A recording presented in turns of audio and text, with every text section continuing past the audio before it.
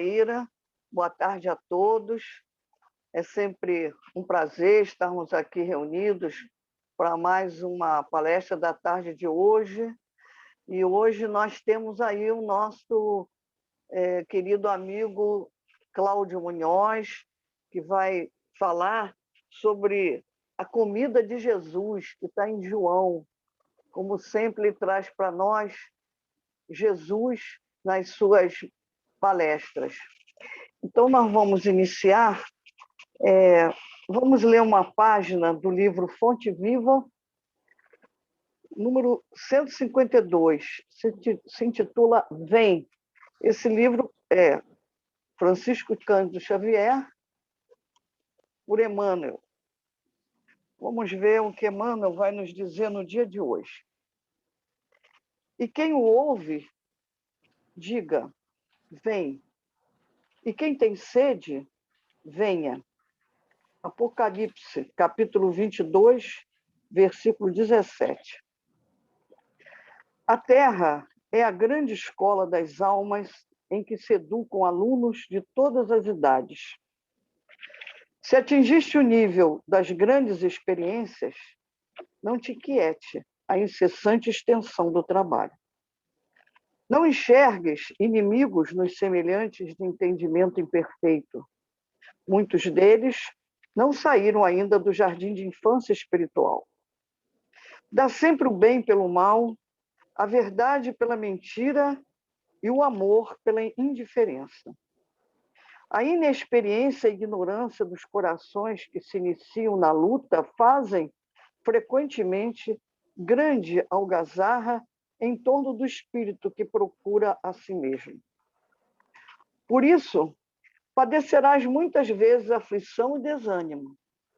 Não te perturbes, porém. Se as ilusões e os brinquedos da maioria não mais te satisfazem, é que a madureza te inclina a horizontes mais vastos. Recorda que somente Jesus é bastante sábio e bastante forte para acalmar-te.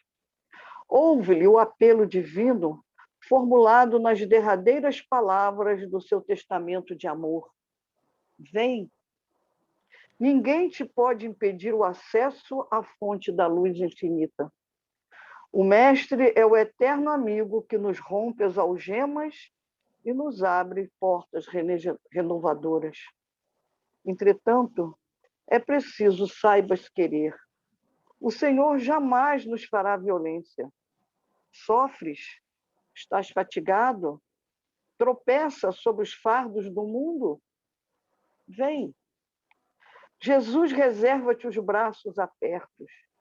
Vem e atende-o ainda hoje. É verdade que sempre alcançastes ensejos de serviço, que o Mestre sempre foi abnegado e misericordioso para contigo. Mas não te esqueças de que as circunstâncias se modificam com as horas e de que nem todos os dias são iguais. Depois dessa página de Emmanuel, no Fonte Viva, vamos unindo agora os nossos pensamentos, com os nossos corações abertos para Jesus. Vamos falar com Jesus. Senhor, estamos todos nós aqui, nesse momento, Senhor, ligados pelo mesmo pensamento, ligados pelo pensamento que sempre nos uniu na Sociedade Espírita Jorge, esta casa que sempre nos acolhe e que sempre nos acolheu, a todos nós. Estamos todos unidos em nome de Deus, envolvidos, Senhor, pela sua energia de amor.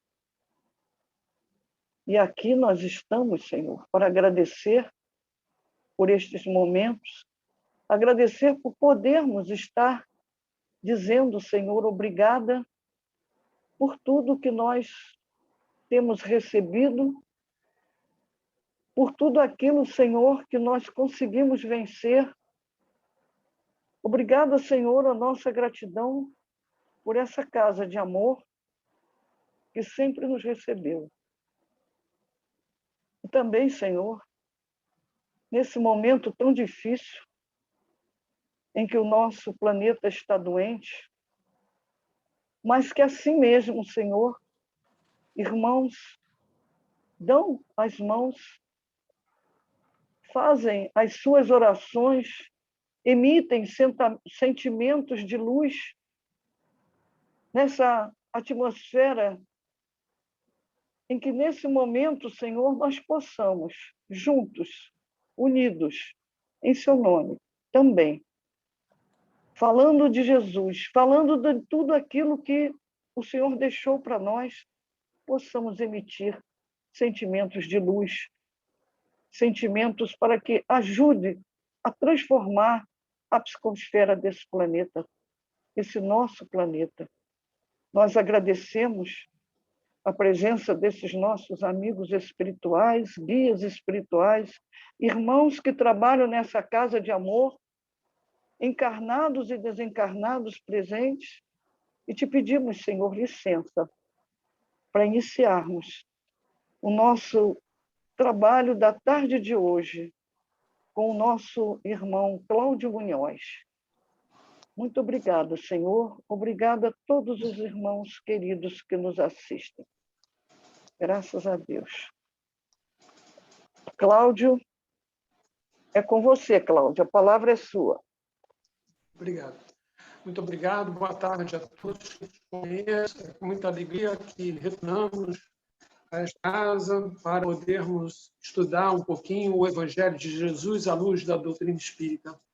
Que tenhamos nessa tarde um momento assim muito especial da parte da espiritualidade, no sentido de fazermos as reflexões que precisamos acerca do tema que será tratado no dia de hoje. E para hoje eu trouxe uma reflexão que é a comida de Jesus. Então nós vamos situar esse momento em tempo e espaço, né, dentro de uma passagem que nós vamos encontrar no Evangelho de João, no capítulo 4, e porque Jesus tinha acabado de participar das festas da Páscoa, da festividade da Páscoa do ano 30. E, por essa ocasião, ele teve um contato com Nicodemos, esteve ali em Jerusalém participando das festividades, e, após o fim dos festejos, ele vai retornar para a Galileia. Então, ele sai da Judéia em direção à Galileia. E, nessa viagem, tem que atravessar Samaria. E, na região da Samaria, chegando a uma cidade chamada Sicar, que no Antigo Testamento é chamada de Siquém, né? Ele para à beira do poço da cidade, o poço que Jacó havia cavado. Enquanto isso, ele descansava da viagem, naturalmente é período da Páscoa, por volta de abril, mais ou menos, já fazia muito calor, então ele ficou perto do poço, enquanto que os seus discípulos iam até a cidade comprar comida. E nesse meio tempo surge uma mulher, a mulher samaritana, que vem para tirar a água do poço, e Jesus, então, trava um diálogo com ela, né? Esse não é o objeto do nosso estudo, mas essa situação aconteceu nesse episódio, e aí, então, ele pede de beber daquela água do poço, né? A mulher, por ser mulher e samaritana, e ele, um homem judeu, estranha. E aí, então, eles começam a travar um diálogo cujo objetivo de Jesus era quebrar os paradigmas de preconceitos, uma série de situações. Então, a conversa vai se desenvolvendo, ele pede de beber daquela água do poço, mas ele, no meio da conversa, oferece a ela água viva. E aí ela não entende muito bem essa situação, ele vai desenvolvendo a conversa, num determinado ponto, ela constata que ele é um profeta, ela o reconhece como profeta.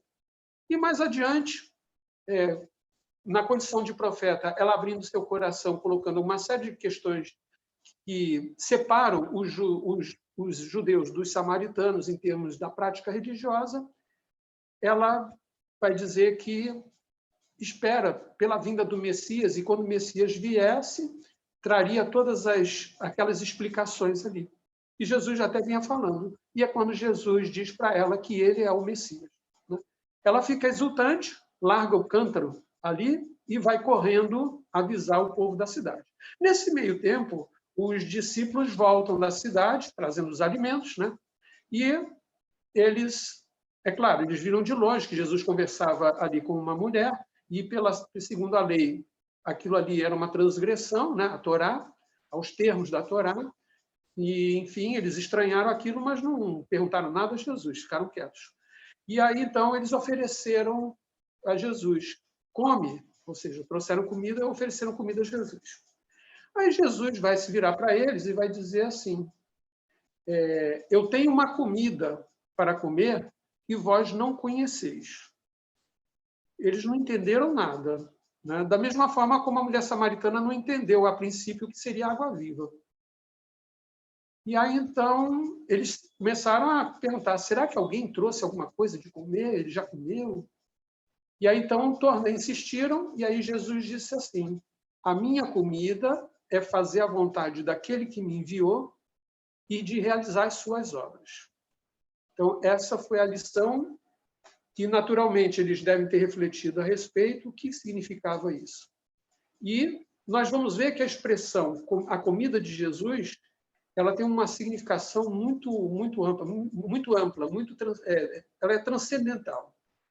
Porque nos nossos estudos, os estudos interpretativos do Antigo Testamento e o estudo interpretativo do Novo Testamento, nós estamos tendo a oportunidade de estabelecer uma série de conexões daquilo que Jesus traz no seu evangelho, na sua passagem, na sua vinda, com aquilo que foi registrado nas Escrituras Sagradas e que compõe, vamos dizer assim, o patrimônio espiritual do povo hebreu.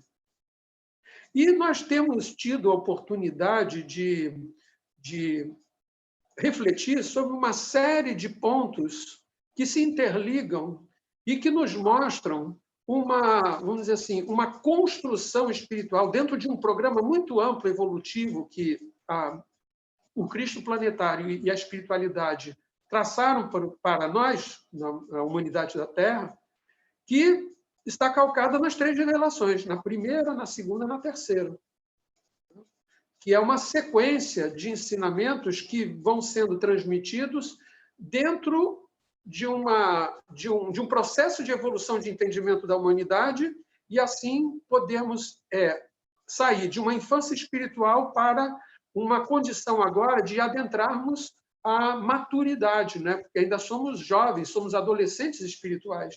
Mas com o advento da terceira revelação, a espiritualidade está nos preparando para a vida madura espiritual. Então, mas no centro disso tudo está o Evangelho de Jesus. Ali que está o ponto principal. Ele vai atrair o que foi colocado na primeira revelação, a primeira aliança do povo com Deus, e a terceira, que é o advento do Espiritismo. Então, o Evangelho vai fazer essas conexões. E aí, quando nós estudamos as 3 revelações, nós transitamos nelas 3, porque todas elas estão interligadas. E aí nós vamos perceber que, se na primeira revelação, o contato do Espírito, que se manifestou como sendo Deus, para Abraão, e a promessa da terra, para onde Abraão deveria se deslocar, ali ele sairia a semente do povo hebreu, essa semente cresceria, se multiplicaria, e, com a posse daquela terra, receberia a herança. E a herança é o patrimônio espiritual que veio na sequência do tempo. Nessa primeira revelação, os profetas, inclusive Moisés já falava isso, mas Moisés e os profetas já anunciavam o Messias. Então, o Messias era esperado por aquele povo, no seu tempo certo. Então, a construção da primeira revelação é uma construção espiritual em cima de bases materiais, porque pressupunha a conquista da terra, a posse dessa terra, e aí, dentro dessa terra, então, eles receberiam a herança espiritual. Nesse encontro de Jesus com a mulher samaritana, que deu início a essa nossa reflexão, Jesus vai pedir da água de beber do poço. E aquela água que estava no poço, que é o poço que foi cavado por Jacó, lá atrás, o terceiro patriarca, daquele que as 12 tribos de Israel surgiram, né? Aquele poço garantia a posse da terra do povo que estava ali em Sicar. Era o sustento daquele povo. Então, a questão da água material para a conquista da terra material e para a posse dessa terra era algo fundamental, porque ali aquele povo congregado recebia as revelações espirituais. Quando Jesus oferece água viva, e aí ele diz que a água viva vai jorrar de dentro do ser como uma fonte incessante, e quem beber dessa água jamais terá sede, ele estava anunciando não a posse da terra, mas a posse do reino dentro de nós, do reino de Deus dentro de nós. Então, aí ele faz uma transposição, que a gente chama, nos nossos estudos, a gente criou esse termo, né? Transposição das águas.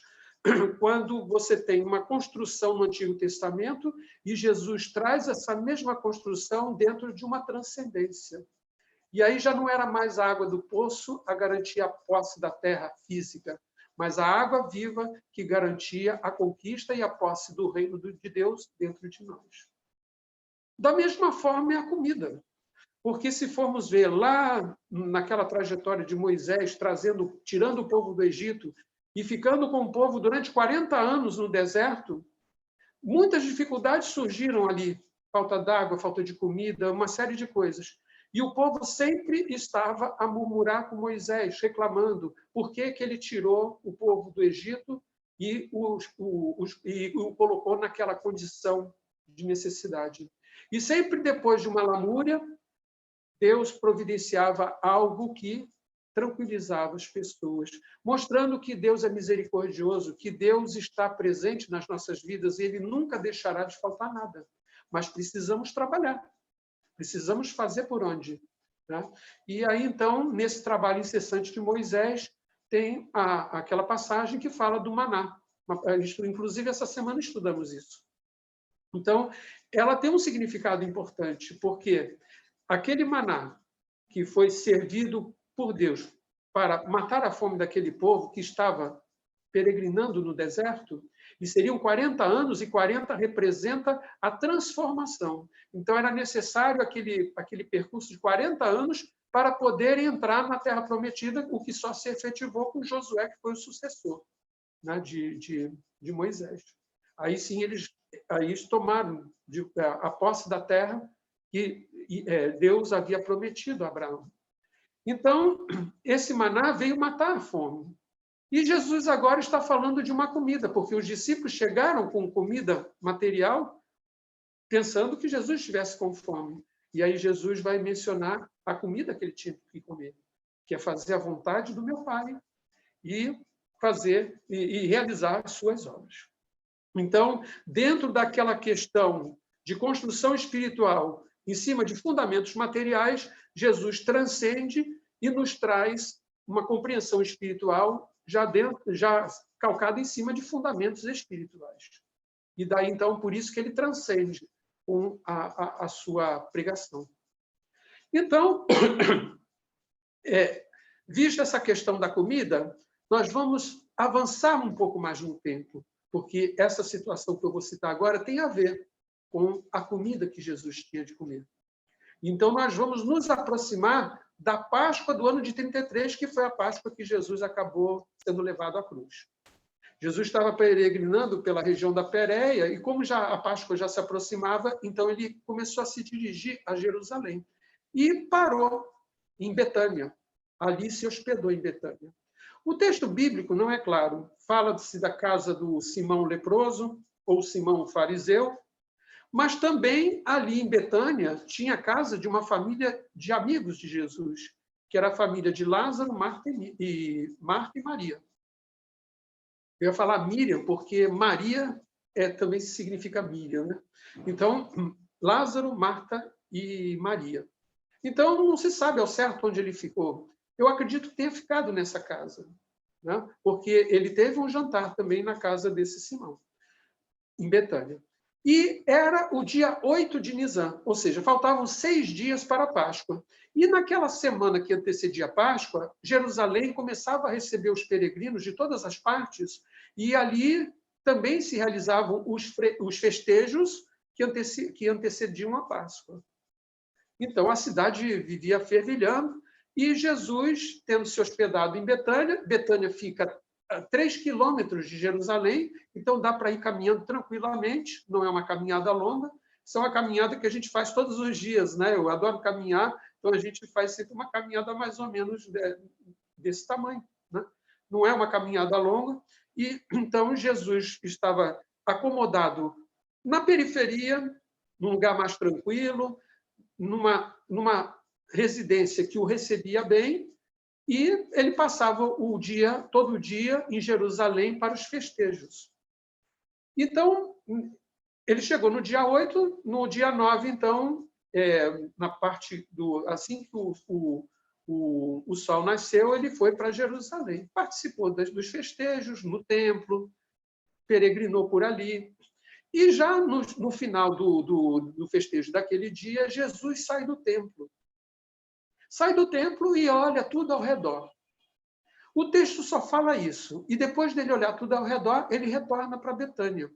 E fica um suspense no ar, porque o que Jesus teria pensado? O que Jesus tinha visto ali que o colocou em reflexão?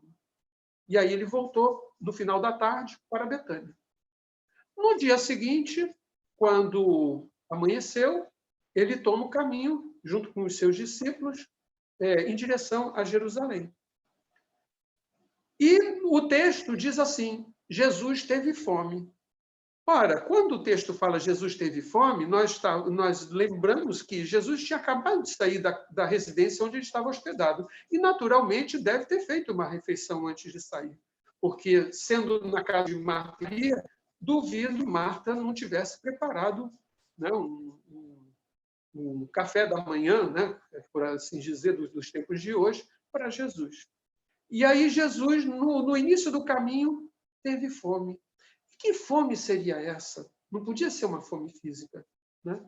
E ele avistou ao longe uma figueira. A figueira estava toda cheia de folhas, né? E aquela região costumava dar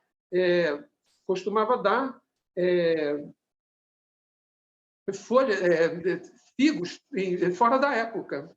Mas aí, na época da Páscoa, ainda era mais fora da época ainda, né? Porque ali perto entre Betânia e Jerusalém tinha uma cidade chamada Betfagé, que quer dizer a casa dos figos temporãos, ou seja, aquela região dava figo temporão.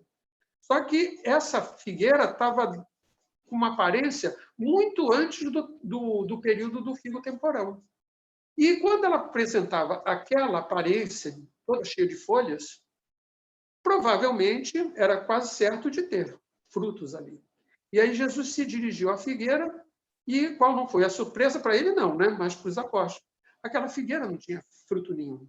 Então ele diz assim: daqui por diante que ninguém coma mais dos seus frutos.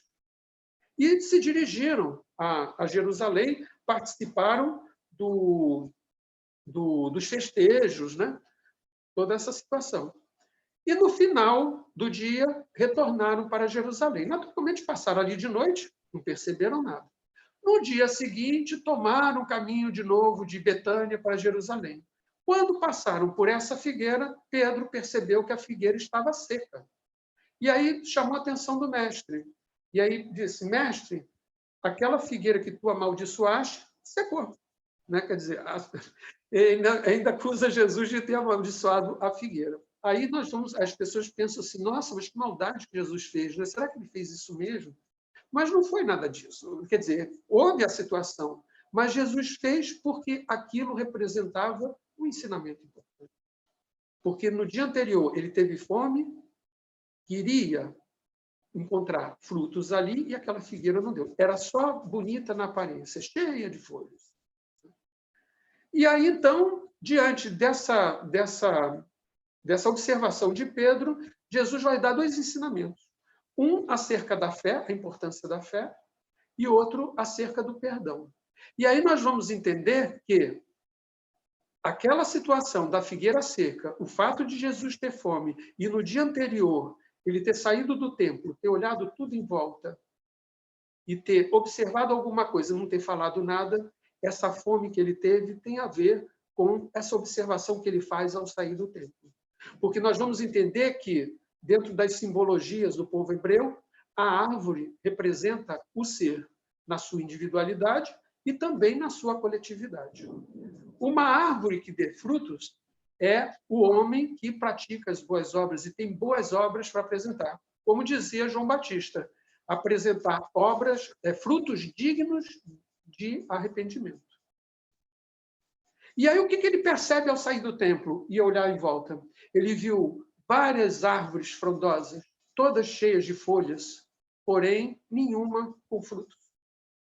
Porque o que ele via era um povo devotado às práticas exteriores da religião, e aí, então, a partir daí, não se preocupava em realizar as boas obras. Então, havia um excesso de práticas exteriores, de levar animais ao sacrifício, de colocar esmolas para todo mundo ver no gasofilácio, enfim, todas aquelas situações que eram exigidas do religioso, mas o essencial não era feito, que era o amor ao próximo, a compaixão, a misericórdia, a prática da caridade, o perdão, a conciliação. Nada disso era praticado.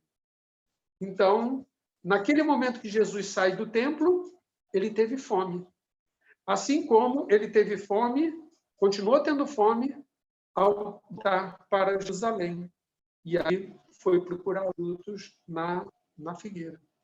Então, essa menção à figueira estéril é para demonstrar que nós ainda não estamos conscientes da verdadeira comida que nós temos. Porque Jesus falou da água viva, mas falou também do pão vivo. Então, ele dizendo que a comida é fazer a vontade do meu Pai, ele está a nos dizer que aquilo que nos alimenta provém da prática do amor, da prática da caridade. Estudou também, junto com grupos, as obras de André Luiz, quando, se não me engano, é a irmã da mãe do Lísias, comentando sobre essa questão do alimento que o amor pode oferecer. Aliás, foi a mãe do Lísias que falou, Dona Laura. Então, ela falava que, em nosso lar, nos diversos ministérios, havia ingestão de alimentos, né? Em algum era suco, outro eram frutas, enfim. Mas no Ministério da União Divina não se fazia ideia do que vinha a ser aquele alimento que era servido àqueles espíritos que trabalhavam nesse ministério. E aí ela faz a menção do amor. Então, nós vamos entender que nas esferas mais elevadas da espiritualidade, né, saindo do âmbito do nosso lar, indo mais para as esferas mais elevadas, nós vamos ver que o alimento espiritual, além de buscarmos no fluido, ele está presente na prática do amor. O amor alimenta. Como diz Pedro também, o amor encobre uma multidão de pecados. Ou seja, as nossas transgressões, que vão nos trazer situações ligadas às expiações, se praticarmos o verdadeiro amor, nós vamos eliminar da nossa dívida uma boa parcela daquilo que estamos a dever, né? Através da prática do amor. Embora alguma coisa da expiação precisa ser passada para que o nosso espírito registre. Então, nos colocando nessa questão ligada ao alimento espiritual, é o amor, a prática do amor, que vai nos oferecer aquele alimento que vai nos saciar a fome para sempre. Assim como a água viva vai matar a sede de quem a bebe para sempre. Então, Jesus, nesse contexto, ele vai, ao longo do seu evangelho, nos trazer uma série de situações simbólicas que têm uma representatividade espiritual da mais elevada envergadura, que vai nos colocar diante de uma nova perspectiva para podermos pautar as nossas experiências encarnatórias dentro do propósito da própria encarnação, cumprindo os objetivos da encarnação, que é trabalharmos pela nossa evolução espiritual. Então, nesse sentido, nós vamos ter no Evangelho o estudo aprofundado que temos feito, conjugado com o estudo do Antigo Testamento, o estudo da Terceira Revelação, no estudo da obra Universo e Vida, que vai nos trazer elementos muito interessantes, né, do processo de desenvolvimento do princípio inteligente, depois do espírito na fase humana, e nas próprias obras de André Luiz, que formam um conjunto dos estudos que temos feito online, né? Nós estamos possibilitando àqueles que participam desses estudos uma visão muito ampla desse patrimônio espiritual que veio até nós a partir das 3 revelações. E, através disso, nós estamos conseguindo, nesse mundo conturbado, que esses estudos eles já estão completando um ano. Porque ontem eu completei um ano de isolamento físico, né? Não vou dizer isolamento social, porque nós não estamos isolados socialmente, porque a tecnologia nos aproxima. Nós estamos num isolamento físico, não estamos podendo ter contato com as pessoas, poder abraçá-las, de beijá-las, né? Nós estamos recolhidos. Mas não estamos distanciados socialmente, muito pelo contrário, acho que a atividade até intensificou. Porque no presencial nós temos o horário determinado e o tempo de deslocamento, né? E aí vamos fazer as outras tarefas.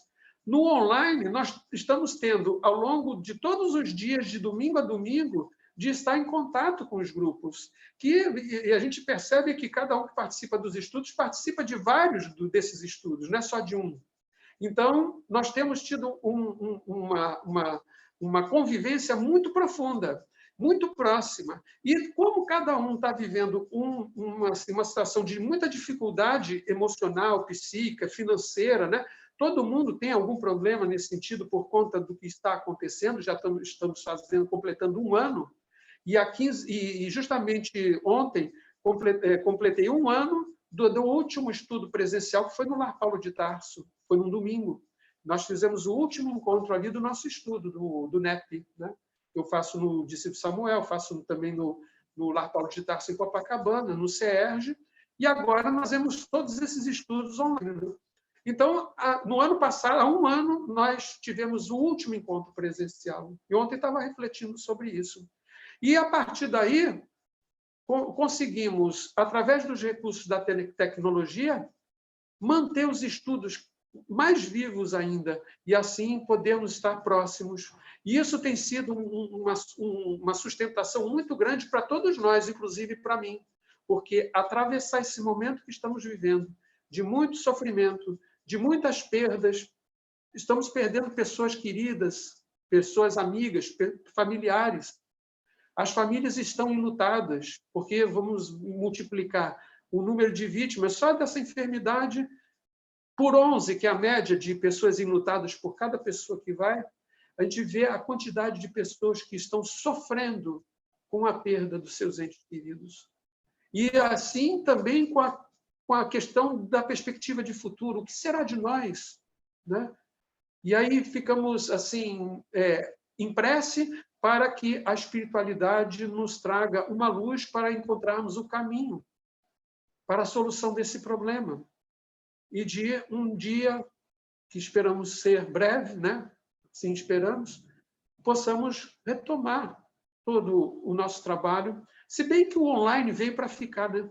E ele traz tantas facilidades e consegue congregar tantas pessoas e num tempo sem necessidade de deslocamento, que aí nós vamos adotar o online como uma ferramenta especial. Mas o presencial também é importante, né? Estava conversando com a Zaira justamente sobre isso, né? Esse tempo que estamos afastados da casa e que nos traz muita saudade. Eu que muitos anos frequentei a casa, trabalhei na casa, tenho a Sociedade Espírita Jorge como a minha casa mesmo, né? Assim, onde eu me sinto à vontade, com a espiritualidade, com as pessoas que ali estão, né? E o tempo que eu fiquei afastado em Friburgo, na verdade, eu estava com o coração ali também. E quando podia voltar, sempre estava ali. E no nosso retorno, retornamos o nosso trabalho. E estamos juntos aí já há alguns anos, então mantendo esse vínculo. Então, essa é a reflexão que eu trago para hoje, a comida de Jesus. Que essa comida de Jesus possa ser também a nossa comida. Basta que nós queiramos, porque a comida de Jesus e a nossa comida é fazer a vontade de quem nos enviou e também de realizar as suas obras. Mesmo que ela seja uma obra pequenininha, mas é para aquilo que fomos chamados. Porque na parábola do semeador, aquela semente que germina em terra boa, algumas dão a 100, outras dão a 60, outros dão a 30. Não importa se a gente dá 100, 60 ou 30. O que importa é que o que dermos, que seja a nossa capacidade de realização. Então, que a paz de Jesus esteja com todos, agora e sempre, que assim seja, graças a Deus. Nós agradecemos ao Cláudio as reflexões que ele trouxe para nós na tarde de hoje, tão importantes, sempre colocando para nós temas tão importantes para a nossa vida, para esse momento que nós estamos vivendo. E nós, então, queremos fazer, então, a nossa prece final, sempre de agradecimento, porque apesar de todas as dificuldades que temos vivido, nós temos sempre que agradecer a Deus, entregando sempre as nossas dificuldades para que nós possamos ter força e coragem para vencê-las. Senhor Jesus, mais uma vez nós dizemos muito obrigada e que essa pequena frasezinha, muito obrigada, ela possa ser feita, realizada em nossas vidas, Senhor, com a prática do bem, com a prática do amor. Que nós possamos, sim, aprendermos a amar na prática, junto com todos aqueles que se encontram na mesma caminhada aqui no planeta. E nesse momento, Senhor, nós queremos também agradecer a todos esses amigos, mentores espirituais da Casa de Jorge, que sempre estiveram conosco e sempre estarão conosco em todos os momentos.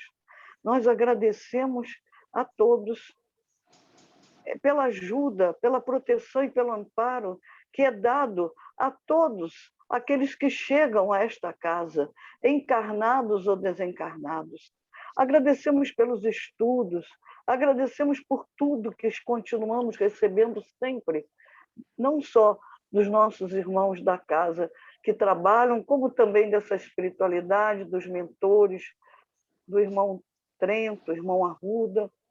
E nós agradecemos sempre e pedimos a Jesus sempre que fique conosco em todos os momentos, para que nós possamos ter força e coragem, estarmos sempre perseverantes nos nossos objetivos, na nossa melhoria, nessa nossa jornada terrena.